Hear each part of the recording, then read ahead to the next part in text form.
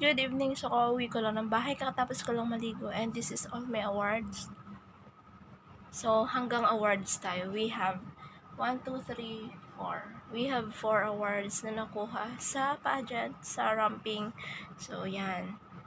Meron tayong appreciation award. Tapos, may picture dito. Tapos, meron tayong Miss Flawless. Then, meron din tayong Miss Choreographer Choice. Meron tayong Miss Energetic. And itong sash na to is for our sash as a Miss Winners Eagles International. So, Miss Eagles International of Winners Life. So, that's all we got today. So, thank you. Nakakapagod man pero I do believe that I enjoy the show. Thank you guys and congratulations to Miss Pascual. Yay!